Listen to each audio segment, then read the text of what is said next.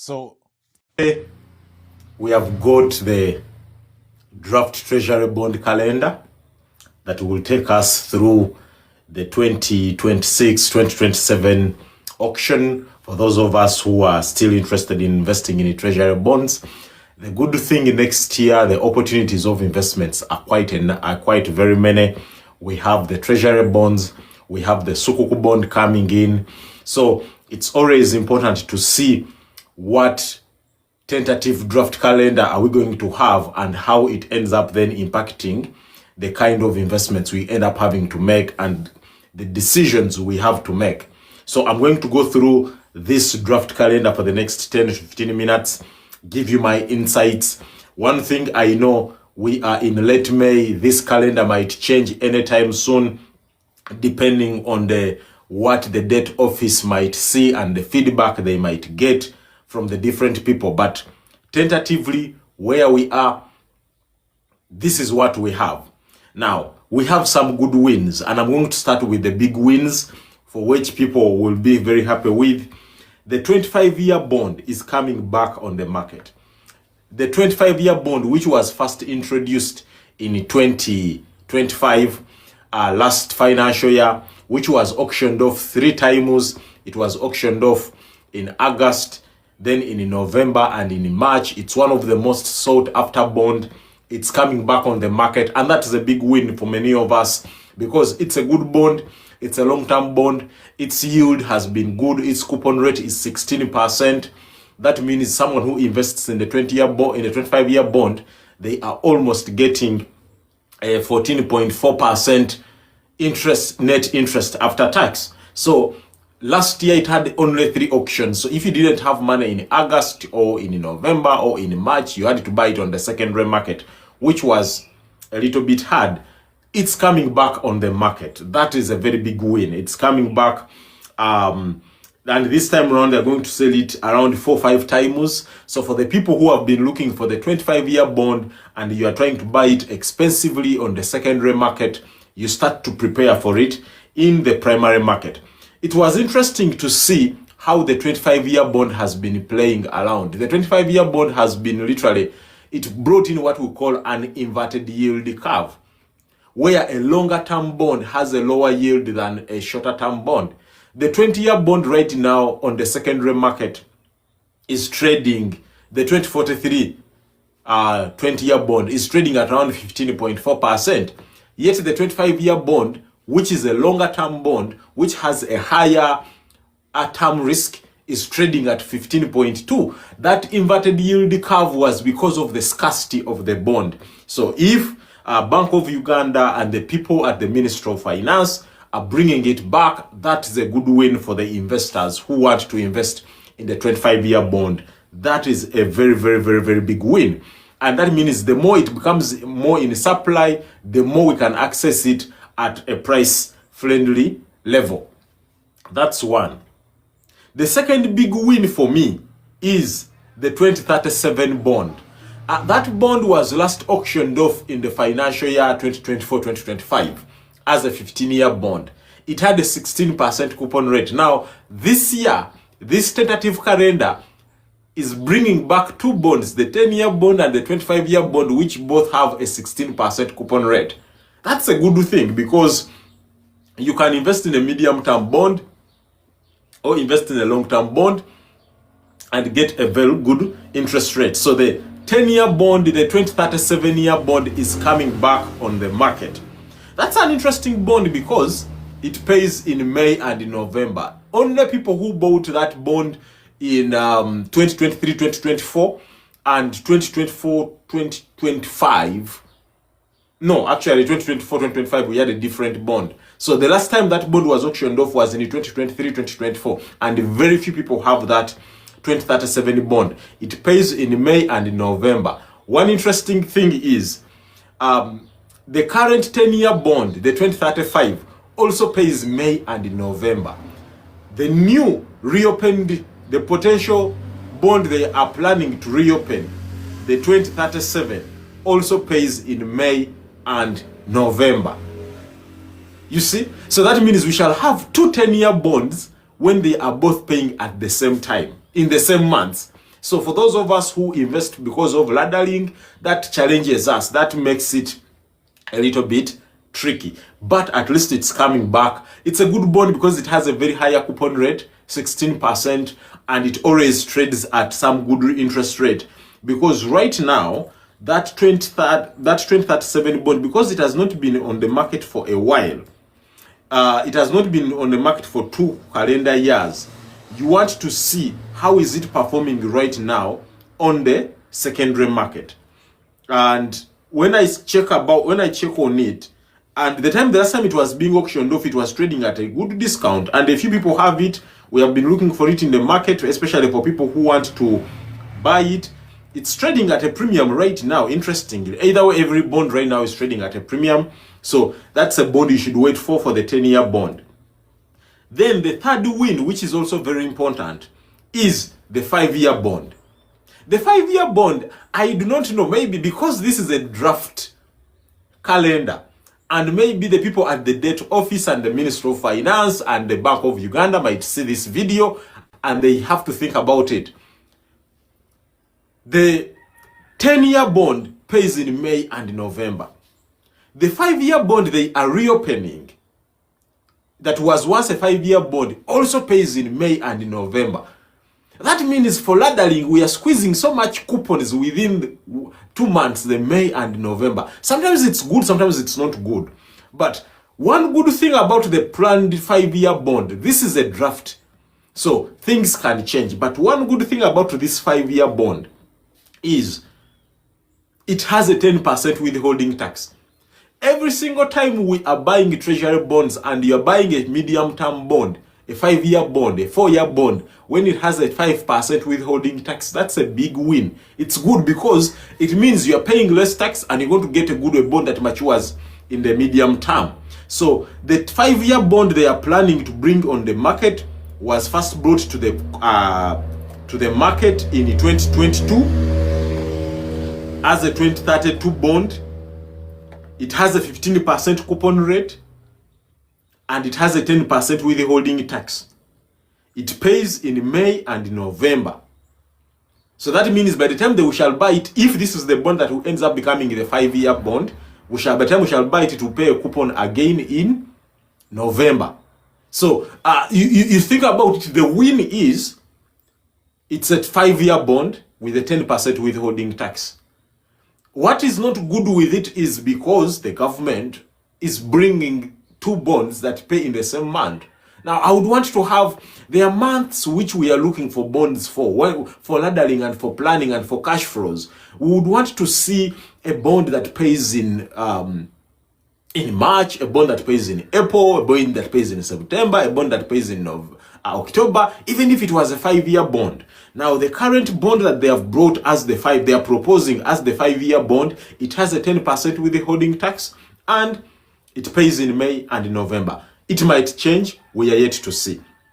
Then the other big win is the 2-year bond, the one that will mature in 2028. It's interesting that the people at Ministry of Finance in the debt office and the Bank of Uganda are proposing a 2-year bond that has a 10% withholding tax. It's interesting, I know. As I looked at it, I'm like, why? This bond was a 15-year bond when it was first issued in 2013. It has a coupon rate of 15.25%. Now, I rarely tell people to buy 2-year bonds because it's 2-year bonds, they have 20% withholding tax, it matures in less than 24 months. For the first time, if this bond, the 2028 November 16th bond, if it makes it to the final calendar, then we shall buy it.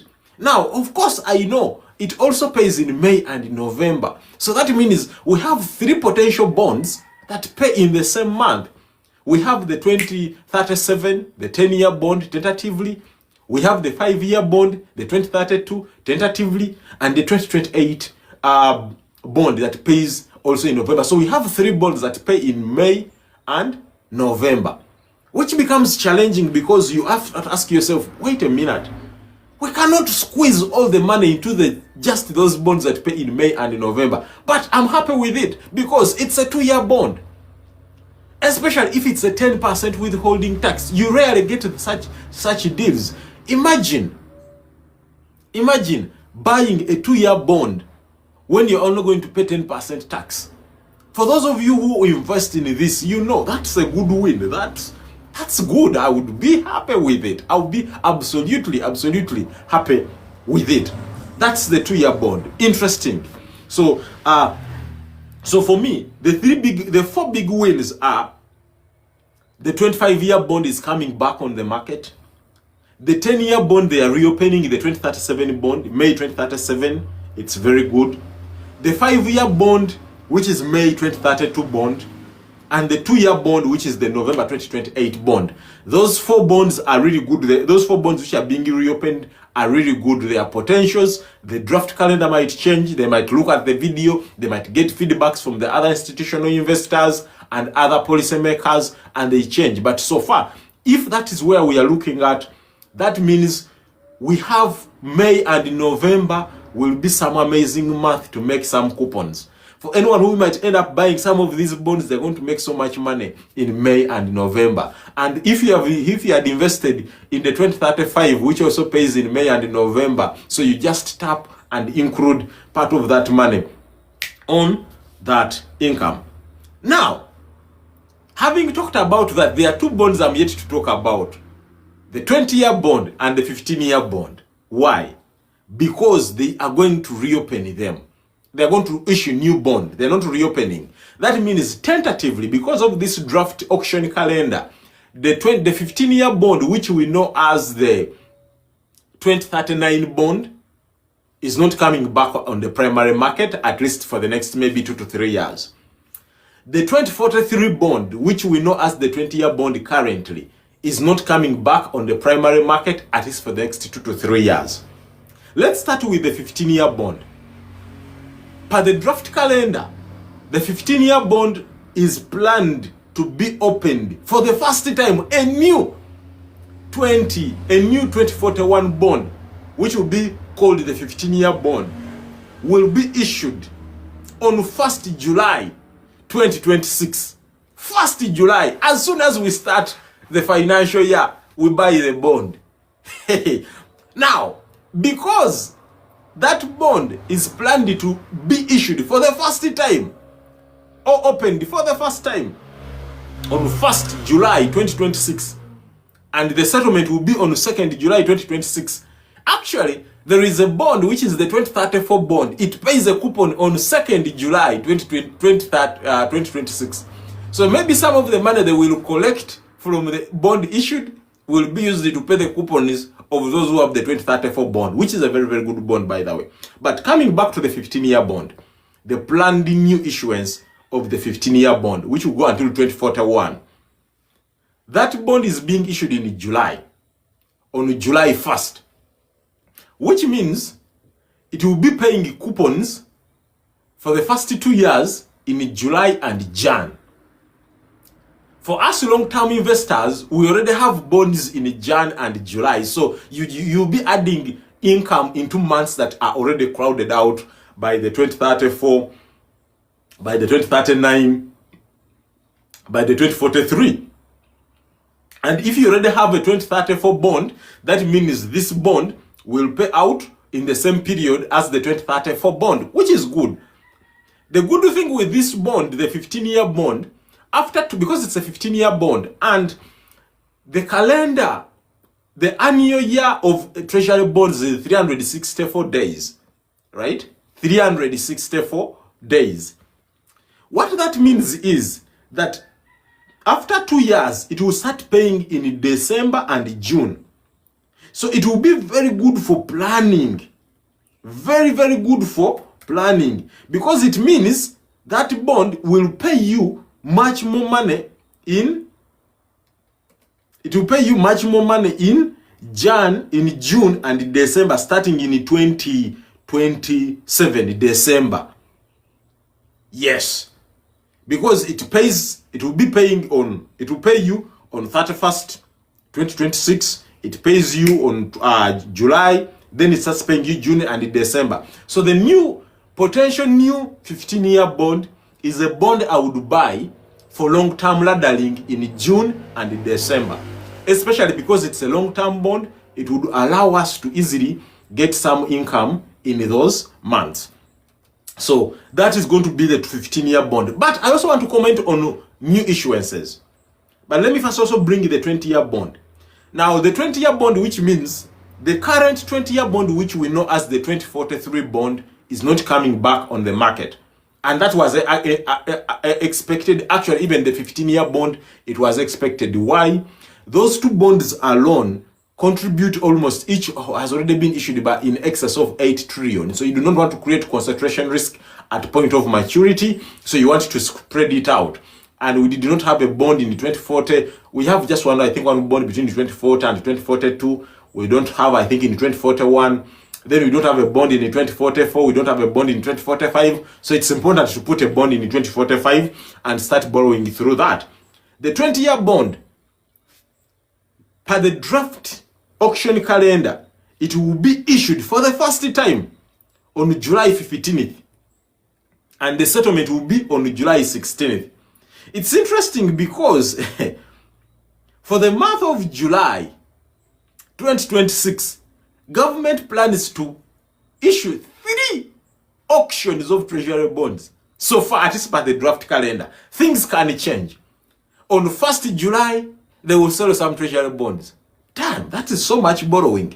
On the 16th July, they sell some treasury bonds. And on 30th July, they do sell some treasury bonds. But my focus is on the 20-year bond. The 20-year bond will be opened for the first time on 15th July 2026.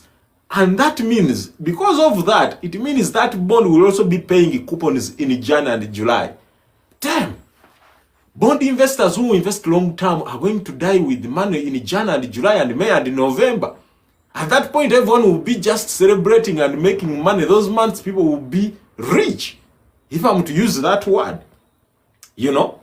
Because if it's issued, if the 20-year bond is issued on 16th July 2026, it means they would have locked it in to pay in Jan and July for the next 10 to 15 years before it changes to July and December and June. Now, those are the two issuances, plus the 3-year bond, which will be a new issuance at the same time when they will issue the 20-year bond. Now, let me talk a little bit about new issuances, which is important. When we look at the history, especially the last 3-4 years, every time there is a new issuance of the bond, it beats the logic of the yield curve. Let's go back to the recent, as recent as the 25-year bond, when it was first issued in August. That bond, at the time, treasury bonds were trading at around 17 and above, 17.2, 17.3. So the anticipation in the market, especially for the new investors who don't understand the market very well, our anticipation was, if the 20-year bond is trading at 17.2, then the 25-year bond should bring in 18%. What? The thing brought in 16%. Actually, on the auction, the coupon rate became the auction or 16% and it became the yield. And the people who bought the 15-year bond, they got a 17.65%. The people who got, and the government rejected so much money to ensure the coupon rate stays down. That's how we ended up with the 16% coupon rate. We would have wanted a 17% coupon rate. There are 2 bonds or 3 bonds that have coupon rates above 17%, and very few people have them. There is an 18.5% 2042 bond. There is a 17.75%. It's a 2042 bond also. There is a 17.5%. It's a 2040 bond.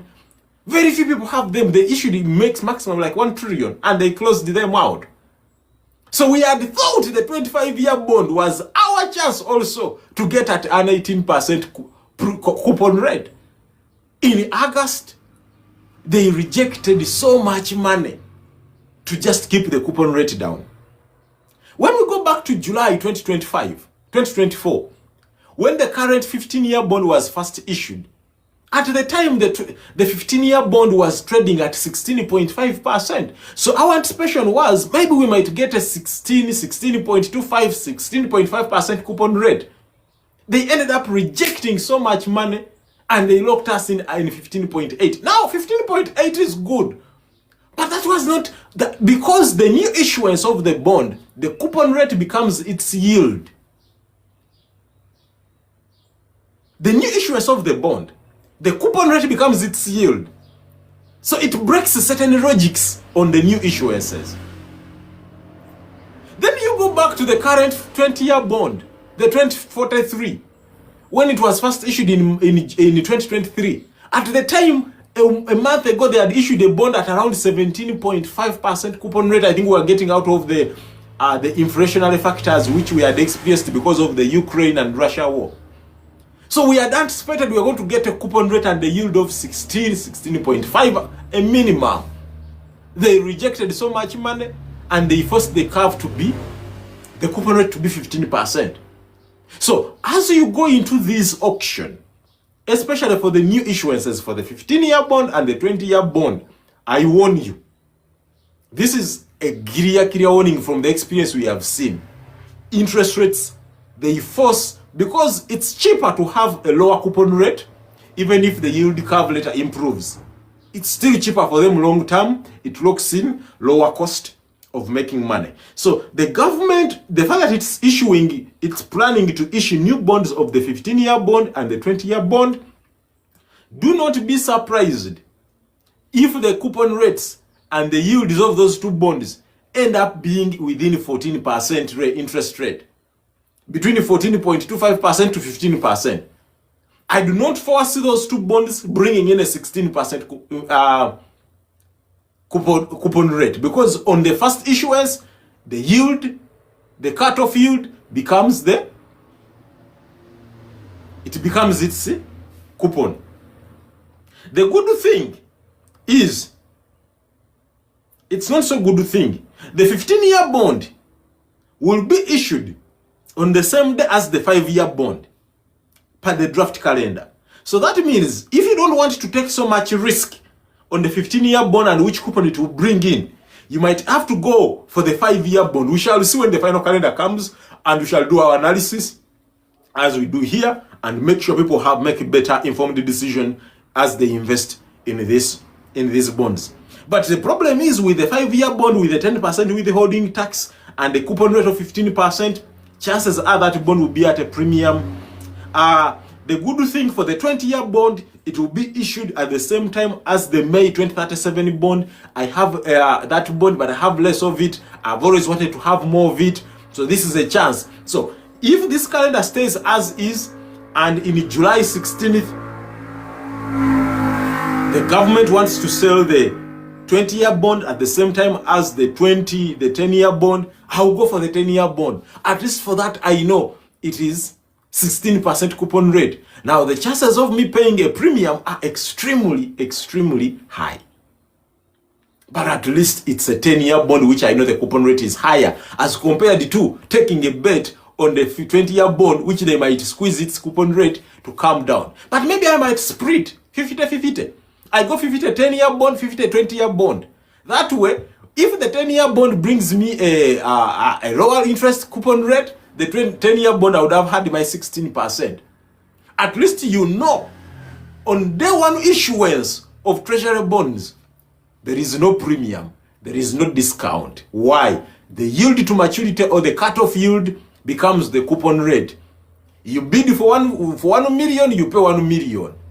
You bid for 5 million, you pay 5 million. There is no premium, there is no discount, straightforward. But I'm happy that they are bringing two bonds, the 15-year bond and the 20-year bond. They are very new bonds. They will be the first time they are issuing. I would have wanted the 20-year bond to be pushed to September, such that it pays us in March and September, or to be pushed in October, such that it pays us in October and April. And if the people at Bank of Uganda can see this, please think about it that way, instead of crowding us out. But right now where we are, but if I look at this calendar and I look at majority of the people's portfolio, we are going to end up crowding out in the May and November, and in Jan and July. Investors will be eating money everywhere. This draft calendar alone, it has 4 bonds. 4 bonds that pays in May and in November. It has the 2037. It has, which is the 10-year bond planned to be issued, reopened. It has the May 2032, which is planning to be reopened. It has the 2-year bond, which is planning to be reopened 2028. So 3 bonds, all of them pay in May and in November. Then the 10-year bond, the 15-year bond and 20-year bond, they pay in Jan and July. What happened to March and September? What happened to October and April? Bank of Uganda, people at Ministry of Finance, we want to ladder our coupons, please. Please, bring a bond that starts in that can pay us. Change one of these bonds. I'm happy you are bringing back the 25-year bond. Thank you. Because that bond is in scarcity, and right now it's trading at a premium because it's in scarcity. But give us something. Give us something that pays in May, in March and November, March and September, or April and October, without going to the primary, secondary market and buying it expensively. This is my feedback for this calendar. Otherwise, we are starting to get energized the Sukuku bond. We are waiting for the prospectus, the full prospectus of the Sukuku bond. We shall come and do full analysis of it. Thank you so much.